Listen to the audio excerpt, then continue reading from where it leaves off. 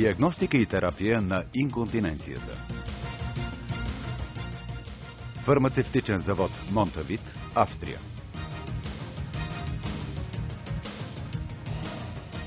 Родени с инконтиненция. Инконтиненцията е заболяване, чиято честота се увеличава с нарастващата продължителност на живота на населението. Под инконтиненция се разбира невъзможността за съзнателно определяне времето и мястото за изпускане на урината. Ако разгледаме различните фази на живота, в началото всички хора са инконтинентни. При кърмачето неволното изпускане на урина се счита за физиологично. С увеличаване на възрастта, честотата на инконтиненция рязко намалява, за да започне отново да се покачва след 30-та година. Поради своите анатомични и физиологични особености, жените са по-често засегнати от мъжете. На около 70 годишна възраст, разпределението на заболяването между половете отново е приблизително еднакво. Абсолютният брой на страдащите от инконтиненция в Германия се оценява на 3,5 милиона.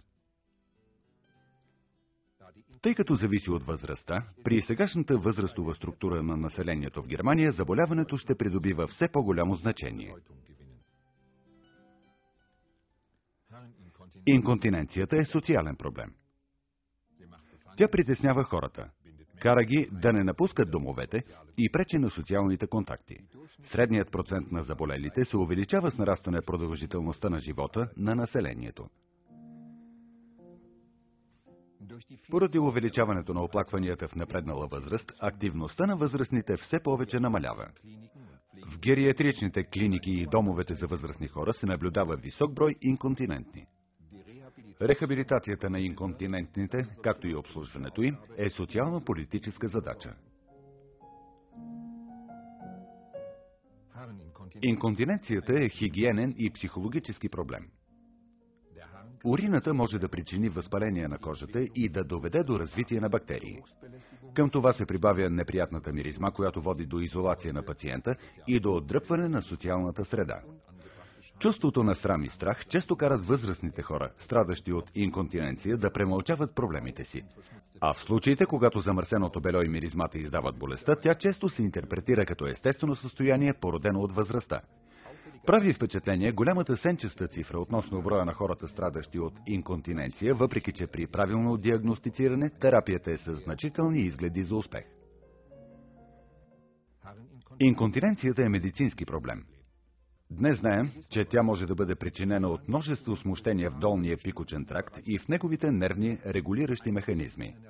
Посредством сложна морфологична и функционална диагностика, първо трябва да бъде установена и класифицирана причината за наблюдаваната форма на инконтиненция.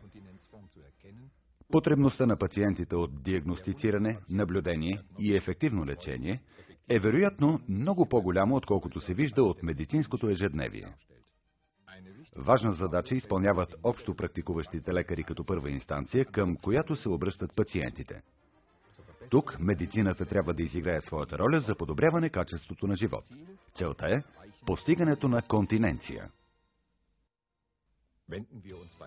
Нека се обърнем към компетентен адрес по въпросите на инконтиненцията, немската клиника за диагностика в Висбаден, и към един компетентен колега, частен доцент доктор Ханке. Нека първо припомним някои физиологични особености. Заповядайте.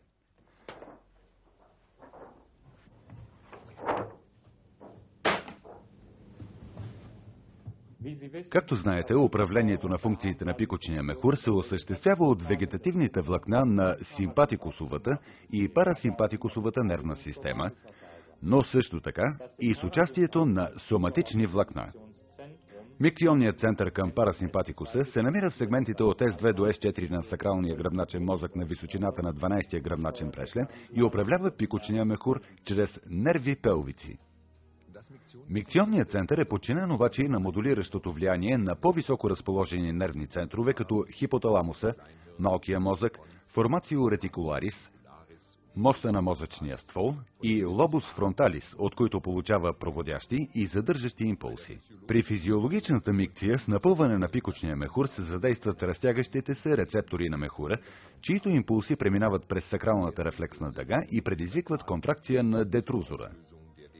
Дразненията на разтягане се отвеждат и до по-високо разположените центрове и механизмът на изпразване може да бъде потискан чрез проводящи канали в областта трункус спиноталамикус и по този начин да бъде напълно контролиран.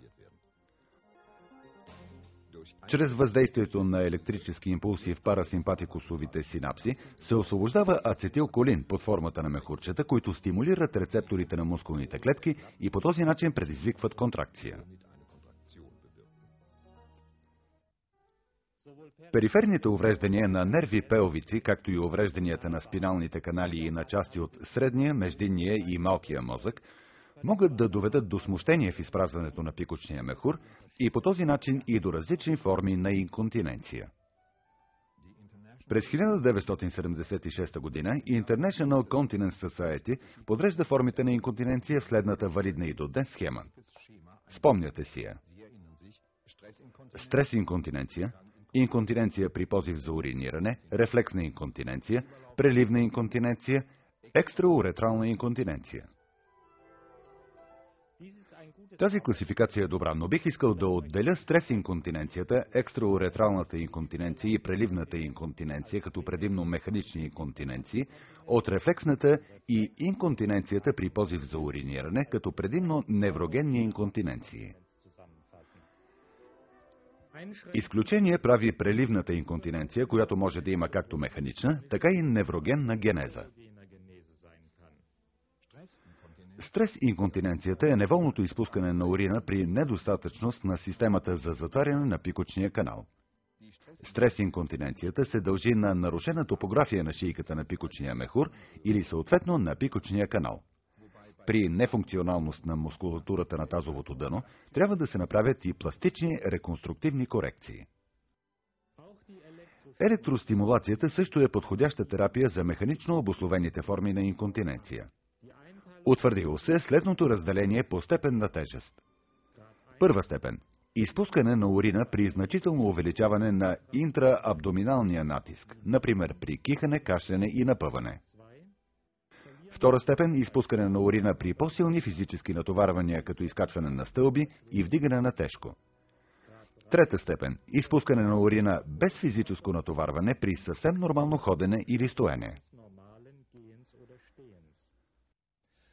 Под екстрауретрална инконтиненция се разбира спонтанното изпускане на урина извън пикочния канал.